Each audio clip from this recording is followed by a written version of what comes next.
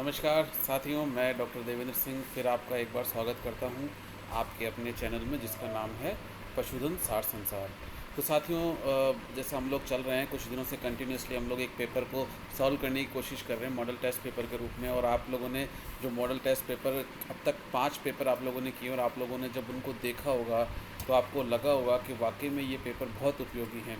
अगर ये पेपर आप नहीं कर रहे हैं, नहीं देख पा रहे हैं, तो मैं अभी भी आप लोगों को कहूँगा कि आप लोग जो पुराने 5 पेपर हैं उनको देखिए, ज़रूर देखो उनको, क्योंकि बहुत बार ऐसा होता है कि लास्ट मोमेंट पे जो हम लोग को डिस्कस करते हैं, सुनते हैं, वो सारी चीज़ें हमारे दिमाग में उस समय तक रहती है जब तक हम एग्ज़ाम दे रहे हैं। और एग्ज़ाम में अच्छे नंबर लाने के लिए आप लोगों को अच्छे क्वेश्चंस से ये कहें कि रूबरू होना बहुत ज़्यादा ज़रूरी है। सारे क्वेश्चन एक्सीलेंट है। अब जब मैं आपको कराऊँगा, मैंने कहा ना ये पेपर मैं आज नहीं लिख रहा हूँ, ये पेपर बहुत पहले के लिखे हुए हैं। अभी जब मैं आपको सेकंड नंबर और थर्ड नंबर का क्वेश्चन आपको कराऊंगा तो आपको लगेगा कि एज इट इज़ 2022 में ये दोनों क्वेश्चन आ गए थे। तो मतलब आप ये देखिए कि टिपिकल क्वेश्चन हो चाहे इजी क्वेश्चन हो, उस समय उन्होंने भाषा को बदल दिया लेकिन क्वेश्चन एज इट इज़ वर्के हुआ है। तो अभी हम लोग शुरू करने वाले हैं। तो आप देखो इसके अंदर मैं यहाँ से शुरू कर रहा हूँ। Model paper 6। हाँ, एक पीडीएफ के बारे में आप सब लोग बार बार बात कर रहे थे, तो मैंने आप लोगों को बता दिया पीडीएफ आप लोगों को 8 तारीख को मैं इवनिंग में दे दूंगा। और उसके लिए आप लोगों को कुछ नहीं करना है, बस चैनल को सब्सक्राइब करते रहिए अपने साथियों के साथ में। सभी बच्चों को फ्री ऑफ कॉस्ट मैं 8 तारीख को ये पीडीएफ दे दूंगा, ठीक है। तो क्योंकि पीडीएफ में छोटे मोटे करेक्शंस हो जाते हैं तो उनको करेक्शंस को एक साथ करके एक ही दिन में बना के दे दूँगा। हाँ, अगर आप लोगों ने मेहनत करी, और मेहनत का मतलब है कि केवल आप लोगों ने सिर्फ सब्सक्राइब करना, देखिए इसमें कोई बहुत बड़ा काम नहीं है, क्योंकि एक रिकॉग्निशन मिलता है और एक पहचान मिलती है। तो जब मुझे लगता है कि बहुत सारे बच्चे देख रहे हैं, उनके लिए ये प्रश्न उपयोगी रहेंगे, तो मन करता है कि हाँ, ये प्रश्नों को आप लोगों तक पहुंचाएं। अभी 6ठा पेपर हो रहा है, सारे पेपर ऑनलाइन सॉल्यूशन कराऊंगा, जो आप लोगों के लिए बहुत लंबे भी नहीं होंगे। 20-25 मिनट का वीडियो बनेगा और इस 20-25 मिनट के वीडियो के अंदर हम सारे क्वेश्चंस को कर लेंगे। लगभग 800 क्वेश्चंस करेंगे। घुमा फिरा के देख ले तो 800 में से आप ये मान के चलिए कि 700, 600, 700 क्वेश्चंस ऐसे रहेंगे जो कि आप लोगों को एकदम फ्रेश क्वेश्चन होंगे, जिनकी रिपीटेशंस भी नहीं होंगी।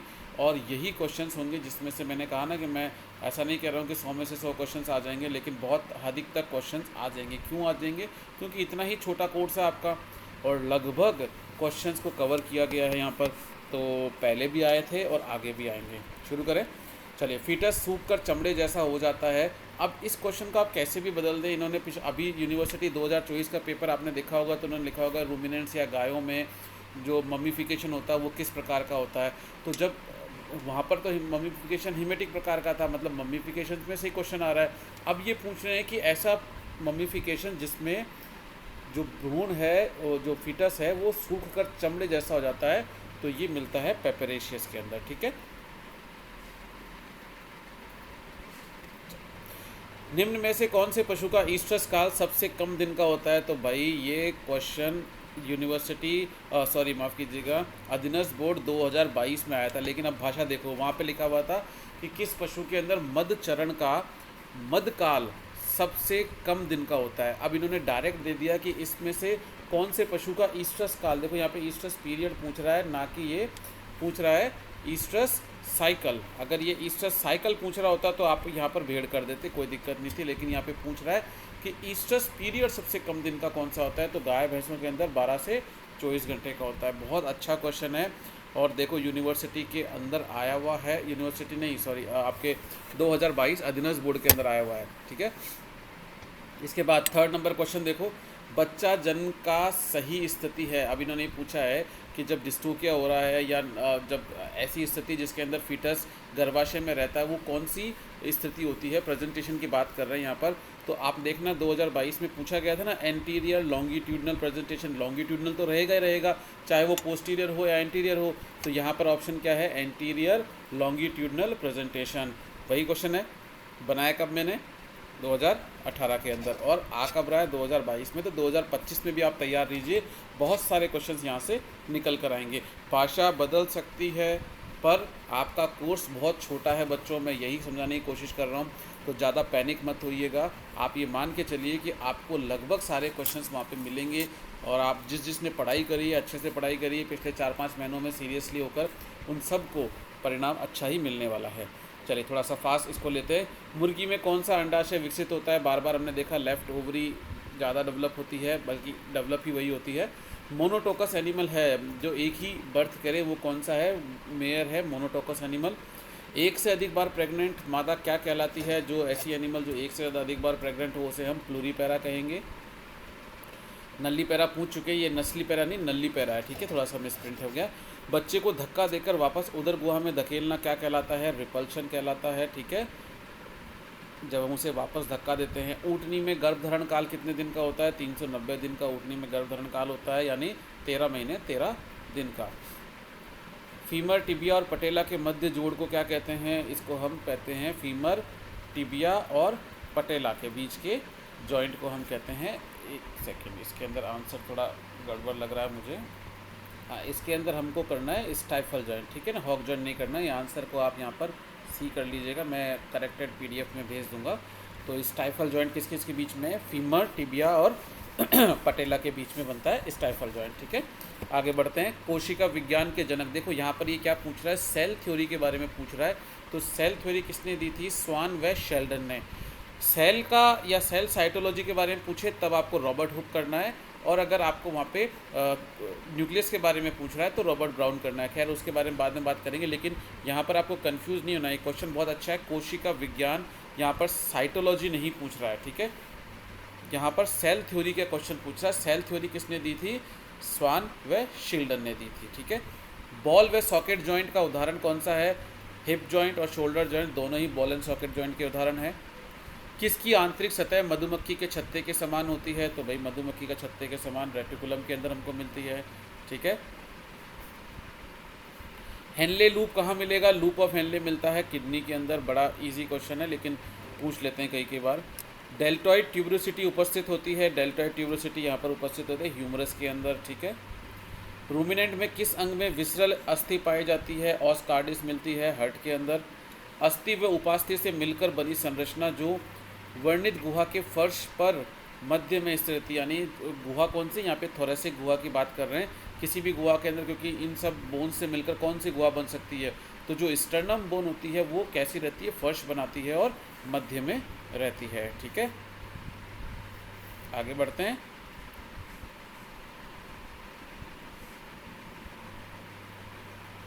चलिए क्वेश्चन नंबर हम बात कर लेते हैं अब 17 की। 17 नंबर क्वेश्चन। तो 17 नंबर क्वेश्चन कह रहा है थंब रूल के अनुसार कुल रफेज का सूखे चारे व हरे चारे का हिस्सा होता है। अगर हमें रफेज देना है तो पहले तो ये समझ लीजिए थंब रूल में हम रफेज देते हैं 2/3 और कंसनट्रेट देते हैं 1/3, ठीक है। अब हम इस 2/3 में से 2/3 सूखा देते हैं व 1/3 हरा देते हैं, क्योंकि ऑप्शन में 2/3 और 1/3 नहीं है। अगर हम इसी ऑप्शंस को माने और हम ये मान रहे हैं कि रफेज कैसा है? लेग्यूम्स है। अगर रफेज लेग्यूम्स है तो उसमें से 3/4 तो हम देंगे ड्राई और 1/4 क्या दे देंगे? 1/4 इसमें से हम दे देंगे हरा। तो यहाँ पर आंसर जाएगा ए। इसको मैच कर लीजिएगा, देख लीजिएगा।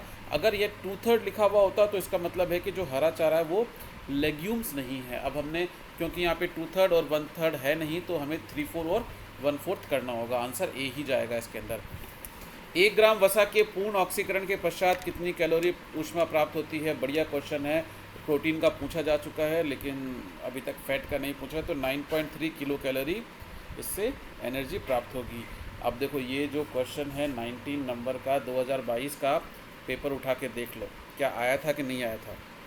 आपको एज इट इज़ मिल जाएगा। खाद्य पूरक, देखो प्रश्न पढ़िएगा, खाद्य पूरक मतलब फीड सप्लीमेंट्स जो जीवित सूक्ष्म जीवियों युक्त होते हैं। तो हमने एक कंसेप्ट बना रखा है कि अगर गुड बैक्टीरिया हैं, जीवित सूक्ष्म जीवी हैं, तो उनको हम क्या बोलेंगे? उनको हम प्रोबायोटिक्स बोलेंगे, ठीक है। और जीवित सूक्ष्म जीवियों के भोजन कौन होंगे? प्रीबायोटिक्स होंगे। बढ़िया क्वेश्चन, हालांकि आ चुका है पर दोबारा आए या ना आए, लेकिन आपको ये तो देखना है कि प्रश्न पत्र ऐसे ही बनते हैं, बस भाषा बदल जाती है। ल्यूसन हे क्या है? तो ल्यूसन हे क्या है भाई? पहले तो हे रफेज है, सबको पता है। अब ड्राई है या सक्यूलेंट है? सक्यूलेंट का मतलब होता है नमी युक्त है या ड्राई है, तो हमको पता भाई ये ड्राई है, इसलिए इसको हमने ड्राई रफेज कर दिया। निम्न में से किसे क्रूड फैट भी कहा जाता है? तो क्रूड फैट जो कि ईथर एक्सट्रैक्ट, प्रॉक्सिमेट प्रिंसिपल आप लोगों ने पढ़ा है। प्रॉक्सिमेट प्रिंसिपल के अंदर जो ईथर एक्सट्रैक्ट है उसको हम क्रूड फैट कहते हैं। निम्न में से दानों के प्रसंस्करण का गीला तरीका नहीं है, मतलब जब दानों को हम इसमें हम इसकी प्रोसेसिंग करते हैं तो कौन सा तरीका जिसमें हम वेट या गीला नहीं करते हैं। तो जब ग्राइंड कर देते हैं, ग्राइंड मतलब पीसना, पीसने के अंदर उसको हम गीले करने की आवश्यकता नहीं। बाकी भिगोना, भाप से करना, प्रेशर कुकिंग करना, ये सब कैसे हैं, गीला किया जाता है। धुरीन साइनोजेंस किस में उपस्थित होता है, तो धुरीन साइनोजेंस मिलता है भाई कच्ची ज्वार के अंदर मिलेगा धुरीन। धुरीन मतलब साइनोजेनिक ग्लाइकोसाइड्स की बात हो रही है। ग्रिट या कंकड़ फीडिंग किस में की जाती है, तो आपने देखा मुर्गियों के अंदर ये कंकड़ फीडिंग की जाती है। क्यों की जाती है कंकड़ फीडिंग, क्योंकि ये क्या करते हैं, गिजार्ड में फंस जाते हैं और चक्की के पाटों की तरह कार्य करते हैं, ताकि जो अनाज उसको दिया जा रहा है उसको पीसने में आसानी हो। ऊँट में परिग्राही प्रिहेंसाइल ऑर्गन है, जीभ, होठ, दांत या सभी। तो आपको पता है ऊँट में कौन सा है, लिप्स जो होते हैं वो प्रिहेंसाइल ऑर्गन है। हाइड्रोक्लोरिक अम्ल HCl का स्राव कौन सी करती है, भाई हाइड्रोक्लोरिक अम्ल का स्राव पैराइटल कोशिकाएं या ऑक्जेंटिक सेल्स करती हैं आमाशय के अंदर। वॉलेटाइल फैटी एसिड कौन से हैं, प्रोपियोनिक अम्ल, एसिटिक अम्ल, ब्यूटारिक अम्ल, सभी इसके अंदर वॉलेटाइल हैं। शरीर की सबसे बड़ी पाचक ग्रंथि कौन सी है, सबसे बड़ी पाचक ग्रंथि है यकृत। आइलेट्स ऑफ लैंगरहैंस कहाँ मिलती है, ये अग्नाशय में मिलती है, जो कि अल्फ़ा, बीटा और डेल्टा प्रकार की कोशिकाएं इसके अंदर हैं, जो इंसुलिन और ग्लूकागोन और सोमेटोस्टेटिन वगैरह हार्मोन स्रावित करती हैं। टेस्टेकोंडा एनिमल जिनके अंदर टेस्टिस उदर गुहा में ही रहते हैं, हाथी भी है, वेल भी है और मुर्गा भी है। तो यहाँ पे ऑप्शन में मुर्गा नहीं है, तो हम ए व बी दोनों करेंगे। एंटी डायूरेटिक हार्मोन क्या कहलाता है, इसका दूसरा नाम क्या है, भाई वैसोप्रेसिन को ही हम एंटी डायूरेटिक हार्मोन कहते हैं। एक हृदय चक्र की अवधि होती है 0.8 सेकेंड। हृदय चक्र का मतलब होता है कि उसके अंदर एक बार डायस्टोल और एक बार सिस्टोल हो जाए, उसे हम हृदय चक्र कहेंगे। विश्व प्रसिद्ध गधों का मेला लगता है, भाई विश्व प्रसिद्ध गधों का मेला जयपुर के लुनियावास के अंदर लगता है। चलो भाई आगे बढ़ते हैं। 34 नंबर क्वेश्चन, रूमन से कौन सी गैस सबसे ज़्यादा उत्पादन होती है। देखो अभी क्वेश्चन ऐसे भी पूछ सकते हैं या पूछ सकते हैं गैसों का अनुपात कितना होता है। तो आपको पता है कि 65% कार्बन डाइऑक्साइड है और लगभग 25% मीथेन है। आगे बढ़ते हैं। केजीन प्रोटीन पाया जाता है, केजीन दूध में मिलेगा, इंपॉर्टेंट है। अल्फा और बीटा के बारे में हम लोगों ने चर्चा की थी कल भी। टोन्ड व डबल टोन दूध में वसा की मात्रा, राजस्थान सरकार की जो सरस ब्रांड है RCDF का, वो 2 तरह के दूध निकालता है। वैसे तो कई तरह के हैं, पर हम टोन और डबल टोन की बात कर लें। टोन के अंदर 3% व डबल टोन के अंदर 1.5% वसा की मात्रा होती है। सुअर होते हैं, सुअर ओमनीवरस होते हैं, ये सर्वाहारी होते हैं, इसलिए इनको हम ओमनीवरस कहते हैं। पेल्ट उत्पादन के लिए प्रसिद्ध नस्ल है काराकुल। पेल्ट क्या है बच्चों, पेल्ट होता है जब हम नवजात को या भ्रूणावस्था के अंदर ही, गर्भ के अंदर ही, जब हम जो भेड़ है उसके बच्चे को या बकरी के बच्चे को हम मार देते हैं और उसका पर्स और बेल्ट बनाते हैं, उसको हम पेल्ट कहते हैं। ठीक है। गाय की यह नस्ल लोला या लंबा बार लोला कहलाती है, लंबी बार लोला इसको हम कहते हैं। साहिवाल नस्ल को ही हम कहते हैं। ठीक है। दूध का घनत्व का मतलब होता है दूध में अगर हम पानी मिला देंगे तो दूध का घनत्व कम हो जाता है। इसी को हम नापते हैं किससे, लैक्टोमीटर से, ध्यान रखना। मालवी नस्ल की गाय पाई जाती है, मालवी नस्ल की गाय भरतपुर, जयपुर, कोटा, उदयपुर। तो मालवी नस्ल की गाय कोटा में मिलती है। ये क्वेश्चन बहुत अच्छा है, 42 नंबर पे अभी तक पूछा नहीं गया, लेकिन संभावना बनती है इसके पूछने की। 1 ml दूध के निर्माण के लिए कितनी मात्रा में खून का संचरण पशु के अडर में या आयन में होना चाहिए। तो जब ml पूछे तो ml ही करना है, 400 से 500 ml। ठीक है। अगर पूछें 1 लीटर तो 400 से 500 लीटर। बालों व चमड़ी को चाटना क्या कहलाता है, पिलोफेजिया कहलाता है। लाल रंग का मूत्र निम्न में से किस बीमारी की विशिष्ट पहचान है, PPH, mastitis, milk fever, ketosis, post parturient haemoglobin urea. नाम में ही पता चल रहा है। तो वैसे मैं आपको बता दूं केवल 4 ही बीमारियां हैं आपके कोर्स में जिसमें हीमोग्लोबिन यूरिया हो रहा है। एक है PPH, एक है लेप्टोस्पायरोसिस, एक है बवेशियोसिस और एक है बेसिलरी हीमोग्लोबिन यूरिया। ठीक है। अनुभव के आधार पर किसी रोग का इलाज करना क्या कहलाता है, एम्पेरिकल थ्योरी कहलाती है। कीटोसिस को कहते हैं हाइपोग्लाइसीमिया, एसिटोनीमिया, प्रेगनेंसी टॉक्सीमिया, भेड़ों में प्रेगनेंसी टॉक्सीमिया भी कहलाती है। तो ये आंसर रहेगा सभी इसके अंदर। अगले क्वेश्चन की ओर बढ़े। रोथरास टेस्ट किस रोग के पहचान के लिए काम में लेता है। तो भाई कीटोसिस के अंदर हम रोथरास टेस्ट काम में लेते हैं, आंसर जाएगा C। ठीक है। यूरिन के अंदर काम में लेते हैं, ध्यान रखना, कीटोन बॉडीज़ का एनालिसिस। हम ब्लड में काम में नहीं लेते इसको, रोथरास टेस्ट को। नेक्स्ट है स्ट्रिप कप टेस्ट द्वारा परीक्षण किया जाता है। स्ट्रिप कप टेस्ट द्वारा हम मैस्टाइटिस का परीक्षण करते हैं, और ये फील्ड टेस्ट है जिसको हम फील्ड में भी कर सकते हैं। एक कप होता है, कप या ये कहें 4 कटोरी का एक जॉइंट स्ट्रक्चर होता है जिसको अंदर हम चारों क्वार्टर्स में से अलग अलग दूध लेते हैं और दूध की फिजिकल प्रॉपर्टी को चेक करते हैं। गिड रोग का कारक क्या है? गिड रोग का कारक है सेन्यूरस सेरिबेलिस, ठीक है, जो कि लार्वा अवस्था है किसकी? टीनिया मल्टीसेप्स की, सेन्यूरस सेरिबेलिस। इंपॉर्टेंट है, कर लेना। पैरासाइटिक डिजीज़ का वीडियो मैंने डाल रखा है, उसको भी आप लोग देख सकते हैं। अच्छा इंपॉर्टेंट क्वेश्चंस बन जाते हैं कभी कभी, जैसे मियासिस भी बन गया, नेज़ल बोर्ड के बारे में पूछ सकते हैं। ओवर ईटिंग डिजीज़ कौन सी है? बॉटुलिज्म, एंटेरोटॉक्सीमिया, टिटनस या ब्रेक्सी। तो ओवर ईटिंग डिजीज़ है भाई एंटेरोटॉक्सीमिया। किस में होती है? फड़किया डिजीज़, जिसको हम कहते हैं भेड़ व बकरियों के अंदर होती है, जो हाईली न्यूट्रिशियस या पोषक वाली, जो जिसमें ज़्यादा पोषण होता है, ऐसी जो भेड़ व बकरियाँ होती हैं वो ज़्यादा प्रभावित होती हैं। निम्न में से कौन सी बीमारी जूनोटिक महत्व की है? Anthrax, TB, brucellosis. तो ये तो भाई सभी जूनोटिक महत्व की हैं। एक निश्चित क्षेत्र में वृहद पशुओं में होने वाली बीमारी कहलाती है। देखो यहाँ पर क्या है, क्षेत्र निश्चित है, इसलिए ध्यान रखना। क्षेत्र जब बड़ा हो जाता है तो अलग बात होती है। क्षेत्र निश्चित है और वहाँ पर लार्ज एनिमल में जब कोई बीमारी फैल रही है तो उसको हम कहते हैं एंडेमिक। अब क्षेत्र भी बड़ा और बीमारी भी बड़े में फैल गई है, वो हो जाती है एपिडेमिक। और जब ये एपिडेमिक देश की सीमाओं को क्रॉस कर जाए तो उसे हम कहते हैं पेंडेमिक। स्पोरेडिक वो होती है जो इक्का दुक्का फैलती है, बिखरे हुए रूप में मिलती है, आइसोलेटेड फॉर्म में मिलती है, उसको हम स्पोरेडिक कहते हैं। परस्पर घनिष्ठ रूप से संबंधित प्राणियों की आपस में संकरण कहलाता है। मतलब बिल्कुल क्लोज जब ब्रीडिंग होती है तो उसे हम कहते हैं इनब्रीडिंग। किसी गुण से संबंधित जीन का भावी पीढ़ी की संतति में स्थानांतरित होने की क्षमता को कहते हैं, मतलब एक कैरेक्टर जो नेक्स्ट पीढ़ी में जा सकता है उसे हम हेरिटेबिलिटी कहते हैं। वह गुण जो जीन से प्रभावित या प्रदर्शित होता है कहलाते हैं, मतलब जो जीन से प्रभावित होंगे उनके द्वारा दिखाए जाएंगे, उनको हम पॉलीजेनिक ट्रेट कहते हैं या पॉलीजेनिक इनहेरिटेंस भी कह सकते हैं। शुद्ध प्राणी संतति की अपेक्षा संकर प्राणी की दक्षता में बढ़ोतरी कहलाती है। मतलब जो प्योर ब्रीड होती है उसकी अपेक्षा जो क्रॉस ब्रीड होती है वो ज़्यादा एक तरह से दक्ष होती है, जिसे हम कहते हैं हाइब्रिड विगर। किसी भी प्राणी के जनक व पूर्वजों से संबंधित संपूर्ण जानकारी को हम पेडिग्री कहते हैं। ये रिपीटेड है क्वेश्चन। नर का सिलेक्शन किया जाता है प्रोजनी टेस्टिंग से। अच्छा इंपॉर्टेंट क्वेश्चन है, आ चुका होगा, अगर नहीं आया होगा तो आप ये देखिएगा कि इसके आने की संभावना बनेगी। लिंग संबंधित गुण जो सीधे ही पिता से पुत्र में स्थानांतरित होते हैं तो इन्हें हम हॉलेंड्रिक इनहेरिटेंस कहते हैं।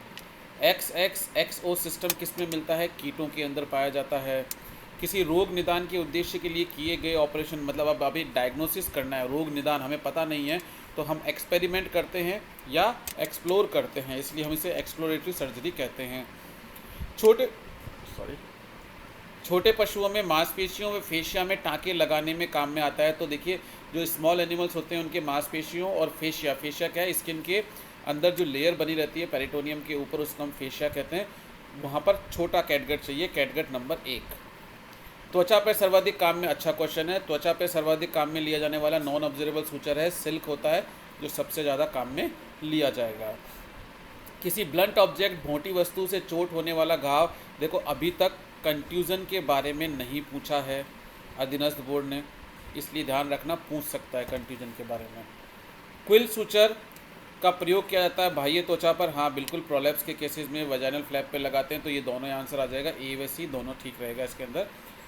श्वेत क्रांति का तृतीय चरण शुरू हुआ था, श्वेत क्रांति का तृतीय चरण शुरू हुआ था कब? 1985 के अंदर, और 1995 तक चला था, ठीक है। चलिए आगे बढ़े। प्रसार अधिकारी पशुपालकों को किस सिद्धांत पर शिक्षा देता है? देखो बहुत टिपिकल क्वेश्चन है ये। आपको ऐसा लगेगा कि आपको ये प्रसार की बात नहीं कर रहा, जहाँ लर्निंग बाय डूइंग आता है वो सिस्टम नहीं है, लर्निंग बाय डूइंग एक्सटेंशन की फिलॉसफी है। यहाँ पर प्रसार अधिकारी, जब आप प्रसार अधिकारी बन जाएंगे तो आप क्या जाएंगे, लोगों के घर जाएंगे, लोगों को कोई भी टेक्नोलॉजी, जैसे मान लीजिए मिल्किंग मशीन है, तो आप जब उसे समझाएंगे तो क्या करेंगे, डिमॉन्स्ट्रेशन करेंगे उसका। प्रसार अधिकारी डिमॉन्स्ट्रेशन करता है, और डिमॉन्स्ट्रेशन का क्या सिद्धांत है? कर कर दिखाना। अच्छा क्वेश्चन है, कंफ्यूज होता है बच्चा इसके अंदर, इसलिए इसको वापस पढ़ लीजिएगा अच्छे तरीके से। टीवी किसका उदाहरण है भाई? टीवी तो पहली बात तो प्रोजेक्टेड है और ऑडियो विजुअल है, चलो बहुत अच्छी बात है ये तो। एक पेज पे लिखी गई सूचना जिसे कई बार मोड़ा गया हो, तो जैसे कल भी आया था, इसमें सिर्फ एक ही बात था क्वेश्चन, एक पेज पे लिखी गई सूचना। फोल्डर में हम क्या करते हैं, पेज तो एक ही है लेकिन उसको कई बार मोड़ देते हैं, इसलिए आंसर जाएगा फोल्डर। वीर तेजाजी मेला कहाँ लगता है? वीर तेजाजी मेला भाई नागौर के अंदर लगता है। राजस्थान की प्रजनन नीति के अनुसार विदेशी पशुओं के रक्त का स्तर, जब हम क्रॉस ब्रीडिंग करा रहे हैं तो हम ये देखना चाहते हैं कि मैक्सिमम इनहेरिटेंस हम कितना ले सकते हैं, मैक्सिमम ब्लड जो होगा वो कितना आएगा। तो 50 से 62% तक लेना है हमें, इससे ऊपर हमें नहीं लेना, ताकि वरना इंडिजिनस ब्रीड ही खत्म हो जाएगी क्रॉस ब्रीडिंग के अंदर। राज्य कुक्कुट रोग निदान प्रयोगशाला कहाँ है? प्रयोगशाला की बात करें तो गांधीनगर जयपुर के अंदर है। अर्गट औषधि प्राप्त की जाती है, तो अर्गट औषधि हमें कवक फंगस से, क्लेविसेप्स परपुरा से प्राप्त की जाती है। वे औषधियाँ जो शरीर में जीवाणुओं की वृद्धि को रोक देती है, वृद्धि रोकने वाली कौन होंगी? बैक्टीरियोस्टैटिक होंगी। किस मार्ग से दी गई औषधि का जैवीय उपलब्धता, बायोअवेलेबिलिटी 100% होगी? जब हम आईवी कोई इंजेक्शन देते हैं तो वो सबसे ज़्यादा उपलब्ध होती है। ग्रीसियोफ्लेविन औषधि का उपयोग किया जाता है। देखो ग्रीसियोफ्लेविन वैसे तो मैं बता दूं आपको एंटीबायोटिक है, ठीक है, लेकिन इसका उपयोग हम करते हैं फंगस के संक्रमण में, एंटी फंगल के रूप में। डीडीटी क्या है? डीडीटी हम खाद के रूप में, रसायन के रूप में, पादप विषाक्तता के रूप में या धातु विषाक्तता हम पढ़ते हैं, तो हमें पता है ये कृषि रसायन है जिसका उपयोग हम खेती के अंदर करते हैं। खाद तो है नहीं, ये कृषि रसायन है, इसकी भी विषाक्तता हो जाती है। वसा में घुलनशील विटामिन होते हैं ए बी सी, उपरोक्त सभी। तो भाई ये क्वेश्चन आप देख लो, आया हुआ है अधीनस्थ बोर्ड में तक आया हुआ है ये क्वेश्चन। तो वसा में घुलनशील विटामिन कौन सा है? विटामिन ए डी ई के, तो यहाँ पर ए ऑप्शन आ जाएगा। पेट की अम्लीयता को कम करने वाली औषधियाँ एंटासिड कहलाती हैं। और आखिरी क्वेश्चन पर आ गए भाई हम लोग कि मोम से बनाई गई औषधियाँ क्या कहलाती है? सेरेटम कहलाती है, जो औषधियाँ मोम से होती हैं। अब देखो ये क्वेश्चन हम थोड़ा फास्ट इसलिए कर रहे हैं क्योंकि अभी समय की अल्पता है, आप लोग लंबे लंबे वीडियोस नहीं देख सकते हैं, बहुत ज़्यादा ज्ञान की आप लोगों को आवश्यकता है नहीं, अभी आप लोग बहुत ज़्यादा ऑलरेडी कह सकता हूँ कि कुछ सोच में, विचार में, चिंतन में हैं, लेकिन मैं आप लोगों को यकीन दिला रहा हूँ बच्चों, आप लोगों ने बहुत अच्छी तैयारी करी है। अपने आप पर विश्वास रखें, ठीक है, आपकी पढ़ाई पर विश्वास रखें, और जो आप लोग देख रहे हैं, समझ रहे हैं, उन सब चीज़ों पर विश्वास रखें। जो चीज़ें हम लोगों ने रूटीन में पढ़ते आए हैं, लंबे समय तक पढ़ते आए हैं, वही आपके काम आएगी। ऐसा नहीं होगा कि आप 2 दिन में कुछ पढ़ लेंगे तो, या 2 दिन में कोई आपका साथी एक्स्ट्रा पढ़ लेगा तो उसी में से आ जाएगा, कुछ नहीं आने वाला बच्चों। ये सारी चीज़ें जो मैं आपको करा रहा हूँ ये ऑलरेडी आ चुकी हैं, आप लोगों ने कहीं ना कहीं इसको पढ़ा है, बस इनका संकलन एक जगह हो चुका है। हाँ, मैंने आप लोगों से वादा किया है PDF ज़रूर दूंगा मैं आप लोगों से, तो आप लोग थोड़ा सा वेट करें, हल्का सा करेक्शन है, एक ही जगह दूंगा। मुश्किल से 2-2.5 घंटे का आपका PDF का एक सेशन रहेगा, आप उससे सारी PDF एक साथ ही बना दूंगा, पेपर 1 से लेकर 10 तक। 10 पेपर हैं, 6ठा पेपर आज कंप्लीट हो गया। हो सकता है तो सेकंड वीडियो भी आज ही कोशिश करेंगे, नहीं तो कल मॉर्निंग में इसको हम लोग अपलोड करेंगे। Thank you very much.